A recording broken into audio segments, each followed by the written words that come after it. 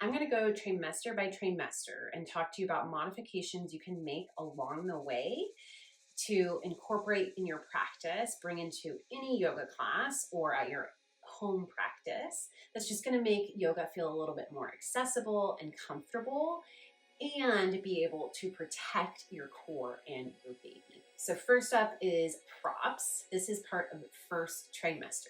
We're just incorporating them in our practice so that we start to feel confident with them, and then as we need them later, they're there for us and we already know how to use them. A common modification I like to use with props is using them in tabletop positions. So you're gonna bring them to the mat, and I like the second setting for my tabletop position, but you always have a lower setting and a taller setting, and this is gonna be personal because we all have different bodies.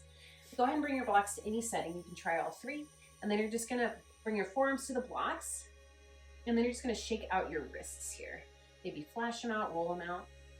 But we're just, again, especially if you're pregnant, we have that relaxin in our body. So we just wanna give our joints lots of opportunities to move and relax, not necessarily have to be holding a posture. And if you're just generally feeling wrist pain, you're gonna use these blocks in the forearms. So from here, you might be in a regular yoga class and you might just do your regular cat-cows.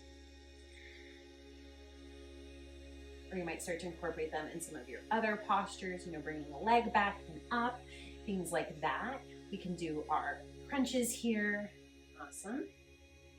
And a couple other things. So first trimester is a great time to continue lying on your back. Oh, it feels so good because at some point in your practice, this is not going to be as comfortable. So in your yoga classes, soak up any opportunity you have to be on your back, really in any posture here. And then in those first few weeks of pregnancy till about week 12, you can continue enjoying some of these postures that are on your belly here. All right, moving into the end of first trimester and really in second trimester, we're gonna cut out any of those postures where we're lying on our belly. Our uterus has now grown above the pelvic bone at this point. So after week 12, just taking out anything on your belly. If you're comfortable on your back still at that point, soaking up those moments on your back. So instead of being on your belly, doing a position on your back or going into child's pose. And then also for second trimester, we're just gonna start incorporating, creating some more space for baby in our practice and in our positions. So I'm gonna walk you through some of those. So the first one here, you're in a tabletop position, which is on all fours on the mat. Normally we have our shins parallel to the mat. Well, instead you're gonna bring your big toes to touch and you're just gonna bring your knees a little bit wider than your hips. So you can imagine as baby starts growing here and getting bigger and bigger and bigger, you're gonna need some more space between your legs so your thighs aren't bumping into your belly. So you're just gonna get used to bringing your knees a little bit wider. And then as you get farther and farther along, you can just keep widening that stance, but you've already gotten used to this bringing the big toes to touch, knees wide position. So that's one of the ways you can create space for baby. And then another way, while also using those blocks that you started to incorporate in first trimester, is bringing your blocks now to the edges of your mat. So when you're moving from down to up, or if you're doing low lunge or Anjaneyasana, then you can step that foot, whichever foot you're bringing forward, to the inside edge of that block. So now we have our blocks really supporting us. We have a little lift, which creates space for our belly and our baby. And it still allows us to move into those lunge positions that we might be offered in our yoga class. From here, then you would start incorporating using your thigh to get up, just to help support your back and your core, so that you can go from a lower lunge to a high lunge, anything like that. Okay, another one, you can see I already have it going right now, but just tucking those toes. You might have already started to want to do this, but just as our belly starts to grow, we kind of lose stability, or we have moments of not feeling as stable. So tucking your toes as opposed to having your feet flat on the mat is a really nice way to add a little bit more stability in your body. Some point in pregnancy, you might also experience Charlie horses. That's that kind of sharp is stabbing pain in your calf muscle. Really, we can have muscle cramps anywhere, but that's a common one. And having your toes tucked is a better way to prevent those from happening, as opposed to having toes pointed here. Okay, so cat-cow posture, and really a lot of our postures here, we want to really think about a neutral pelvis here.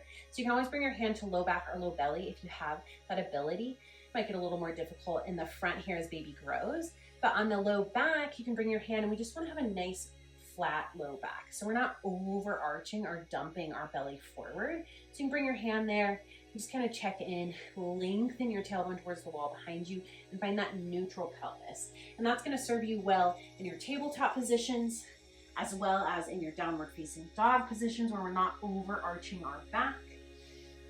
And it's going to serve you well in your chair positions. So again, not overarching here. We want to lengthen the tailbone towards the earth or the mat. Another thing you're going to use your props for is forward folding. I did bring my legs nice and wide, which is just going to create space for my belly here. And again, in first trimester or before pregnancy, just while you're trying to conceive, you can start getting used to this position, just having a little bit wider of a stance, rooting down through the edges of my feet, and I'm just using my props instead of having my hands on the floor or on my shins to give me that extra support, maintain that length in my spine. So to use my props here, I'm going to forward fold by bending my elbows, and then just like you normally would in class, drawing the crown of your head to the earth. The same thing could be true here for a wide-legged forward fold. You might then bring your legs wider apart, maybe even turn 90 degrees so you stay on your mat here.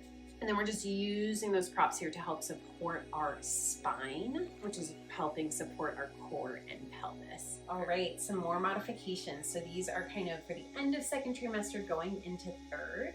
At some point, it might start feeling really uncomfortable laying down on your back. This could be due to vena cava syndrome. I'm not going to get into that here, but you can look it up or check it out on my course.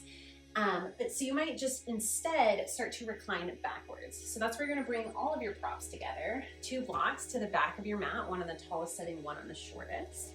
And then that bolster or pillows that you have are going to come onto this prop, and then you're just going to be able to lie back here. And you know, I'm sure you've seen it in class or done it in class before. If you do yoga a lot, always have the option for reclined pigeon. You can also check out my video on how to modify pigeon specifically if you don't want to do recline. So this is an option if they're offering pigeon in class. This is also an option for Shavasana.